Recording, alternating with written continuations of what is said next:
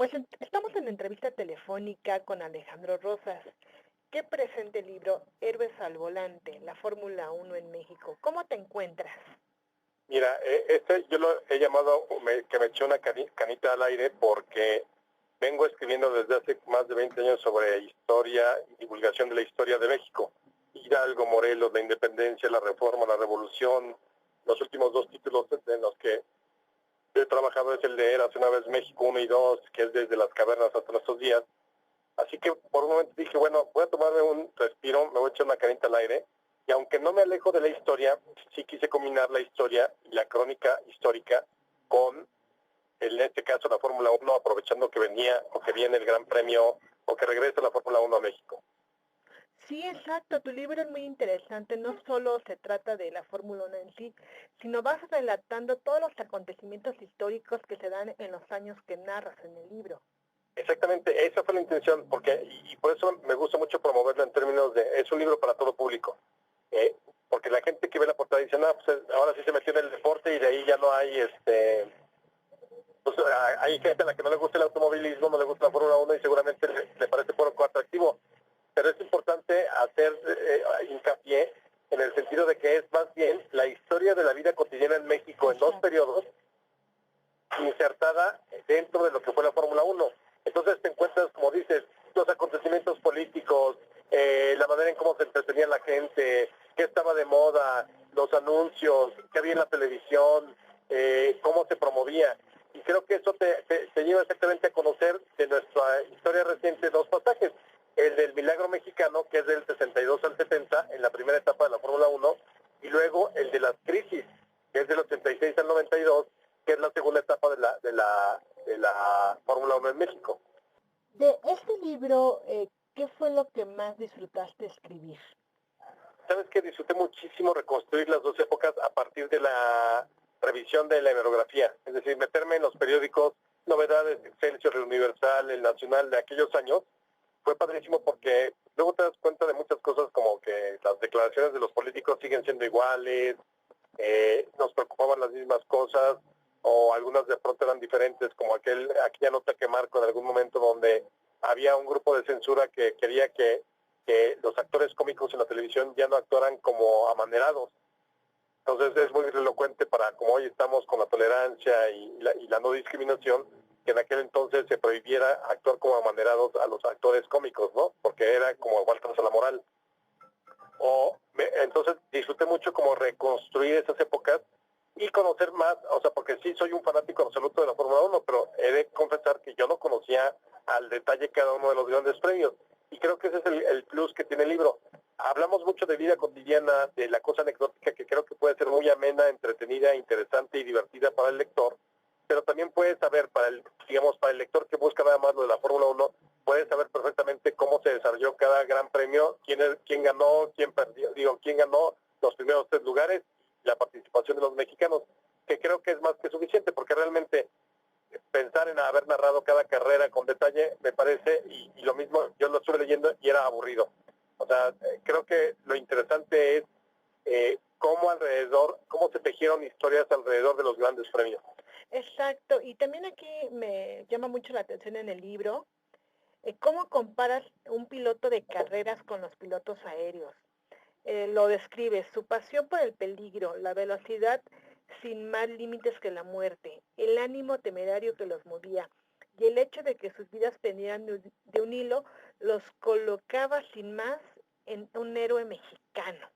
Para ti, en la mera época de la Fórmula 1, ¿qué significaban los pilotos en tu vida?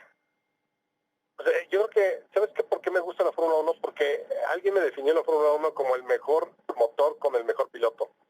Creo que en este asunto de la valentía, ser temerarios, el ser audaces, el ser irrespetuosos con la vida, despreciar la muerte y demás, hay mucho como de estos héroes griegos mitológicos, ¿no? Que no se detenían ante nada. Y lo mismo, yo encuentro ese tipo de personalidades en muchos de nuestros personajes de la historia, para bien y para mal. Los que se atrevieron a dar el paso, los que no les importó dejar todo atrás, los que vieron que había que ir hacia adelante. Entonces, yo creo que por eso me llama tanto la atención, porque también he de confesarlo, como lo digo en el libro, a mí no me gusta ninguna otra categoría del automovilismo. La que disfruto, la que gozo, la que soy apasionado es la Fórmula 1. pero de coches no sé absolutamente nada, y lo ves en el libro. O sea, en el libro no hablo ni de la caja de velocidades, ni de que si el carburador o el motor de centímetros cúbicos, no tengo idea de eso, sino más bien creo que es la propia naturaleza humana la que me gusta de la competencia, y este arriesgue de jóvenes que no llegan ni a los, en muchos casos no llegan ni a los 30 años, la mayoría tiene menos de 30 años, el más joven tiene ahorita 18 años, le acaban de dar apenas su licencia para conducir en ciudades, cuando ya tenía la licencia de la Fórmula 1. Claro. ¿Qué piloto tú consideras el que ha tenido un mayor éxito en la actualidad y a quién es el que más admiras? Y a mí me gusta mucho seguir por la frialdad con que maneja y porque es incapaz de sonreír, aun cuando gane. Me gusta mucho Kimi Raikkonen. Yo él lo vengo siguiendo desde sus otros equipos. Lotus hace un par de temporadas, ahora en Ferrari, se fue desde la Fórmula 1. Me gusta Checo, desde luego, porque es mexicano y porque creo que está haciendo un buen papel. Creo que con un mejor coche tendría mejores resultados. Pero en general me gusta mucho como el asunto de la pasión que desata cada uno de ellos. Y creo que los vamos a seguir viendo aquí ahora que regresen para final de mes. También este libro sale muy a la par de que la Fórmula 1 vuelve a México. Y vuelve, yo creo que con mucha organización, porque además quien organiza esta vez es CIE, y creo que pues, tienen ya ganado su buen lugar en la organización de eventos desde el 93, pues fueron ellos los que trajeron el primer concierto masivo después de años en que no había conciertos en México. Ellos echaron el tirito en los 90. Entonces creo que ahora está muy bien que ellos lo organicen porque saben la logística de este tipo de espectáculos, como pueden ser la Fórmula 1 o estos conciertos de 3 días como el Corona o el Vive Latino, claro, y demás. Retomando los años 90, ¿qué impacto crees que tuvo la carrera panamericana en nuestro país en esa década? Cuando también vino Nick Mason, David Gilmour de Pink Floyd a participar en esta carrera. No, muchísimo. Yo creo que, ¿sabes qué es lo importante para el país? Es importante porque muestra un México distinto o un México que aspira a ser distinto. Entonces, es una ventana de reflejo donde ahora, desde luego, parece un país bipolar. Viene la Fórmula 1 con todo su glamour a un país que igual en términos económicos está mejor que en su segunda etapa de Fórmula 1, pero que en términos políticos está muy, digamos que está muy endeble. Estamos viviendo una transición acabando con los vestigios de lo que fue el viejo sistema. Hay demasiados muertos y desaparecidos. Entonces, ese es el tipo de cosas que son como bipolares en el país. Pero el hecho de que vengan artistas, que no solamente sea la Fórmula 1, sino que en diciembre tengas a la NBA, que quizá el próximo año tengas a la NFL, o el próximo año viene Madonna, y los grandes artistas internacionales, yo creo que todo eso ayuda a crear una mejor visión de México frente al mundo, y desde luego es importante para los empresarios aquí en México. ¿Qué esperas de tu público lector? Yo espero que mi público lector tradicional se acerque con el mismo ánimo con que lo ha hecho para cuando escribí 99 pasiones en la Ciudad de México, o Érase una vez México, o 365 días para como solicisto. Es un libro que creo que es para todos, nos gusta o no el automovilismo. Creo que este libro es un poco como lo que sucedió con el documental de Senna. Juan Gustavo, el automovilismo, le decías, ve a ver el documental de Senna, te decía en principio, no me gusta el automovilismo, velo y luego opinamos. Y una vez que salían les encantaba porque creo que lo importante era lo que narraba y cómo estaba narrado el documental, independientemente de que fuera la Fórmula 1.